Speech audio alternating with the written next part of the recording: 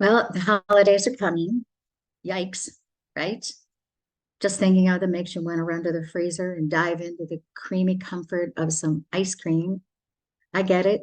You think of all the gifts you have to buy, all the cookies you have to bake, all the people you have to make happy, all the decorating, and you get exhausted before you even start. And we know that massive amounts of ice creams will not help, right? In the long run, it doesn't help. But you think of seeing your skinny sister at these celebrations and having to listen to her advice on how to stay slim. And you start getting angry and you think chomping on a bag of chips will help you to regain your composure. And of course, the holidays can make you feel more lonely than normal. And nothing fills that hole better than chocolate. You sit there and you think, oh, yeah, chocolate, and see how it melts in my mouth. Then I can get back that feeling of love. And I understand all of this only too well. But the next time you get the craving for a certain kind of food, pay attention to the emotion that you're feeling at the time. For instance, are you going for ice cream when you're thinking of depression or sadness? Do you think about having a bunch of carbs when you need to calm yourself? And chips, maybe, to chomp when you feel like you're really angry? Or chocolate, maybe, when you're filling yourself with the feeling that you're missing, like love. So pay attention next time you want to emotionally eat to calm yourself. It will give you clues to the emotions that you are feeling. And when we can deal with the emotion and release it, it won't come back to trigger us as badly in the future. The more we can do that, the more we can let go of these things. Because no amount of food can take care of that emotion. And you know that.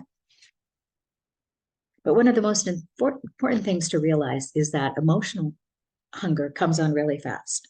Okay. Even if you're not feeling the emotion, if it comes on really fast, it's usually emotional, right? Because regular hunger comes on pretty slowly. And all the clients I have worked with for weight loss have had an issue with emotional eating. And if you've read my book, you know it's huge for me too. But until we address those underlying feelings of why we are eating, the cycle continues. And let's face it, food may soothe it for a while, but running from them really doesn't help in the long run. It only adds to the guilt of feeling out of control again, right? But this is where you do have control. When you feel an emotion such as stress or anger or loneliness or boredom, any of those things, take a moment, take in a deep breath,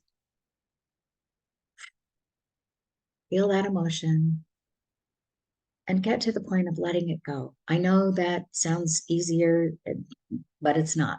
It's not easy. But it does become a lot easier with practice. And stop to understand the emotion. For instance, when you're feeling angry, what you're really feeling is something is not fair. When you think of your skinny sister, she got the skinny side of the family and you got the fat gene. It's not fair, not fair at all. So, what can you do? Can you make it fair? No, that ship has sailed. But you can kind of forgive her for being nasty and realize that you got nice hair and good eyes out of the deal. And she didn't. Another example for overeating that comes worse during the holidays is, like I talked about before, it's loneliness. And realize it's time maybe you need to find some friends or some kind of group that you're interested in. Maybe call a friend over the holidays. Long distance calls don't cost like they used to. And just feel the loneliness and acknowledge that maybe you need more companionship in your life. Maybe try to find a group of like-minded people like I'm trying to create to stay inspired to be your best. I know it's scary, but learn to get in touch with your feelings, all right? As you keep pausing for a moment, you will eventually move through these feelings and they will no longer cause you to run for food. You can address them in other ways. You just take a breath, even for a few minutes, and you can really release some troublesome emotions that way. and come back to the present. We all talk about mindfulness, but really focus on the now. Because when you focus on the past, all the guilt and shame comes up, and we stay angry, we beat ourselves up even more. And then there's the part where we constantly worry about the future.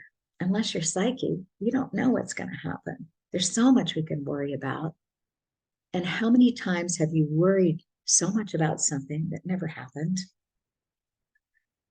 So let that go, come back to now, because in this moment, all is well, right? And then distract yourself with something. Flip on music and dance, take a walk, any kind of exercise like stretching or whatever, that can help. Journaling is great. Write out your emotions, write out your feelings. Let them all go on that piece of paper. Calling a friend is good. Pick up a trashy novel, start reading. These are just a few ideas, but keep looking for the right things to do for you instead of eating. And be kind to yourself.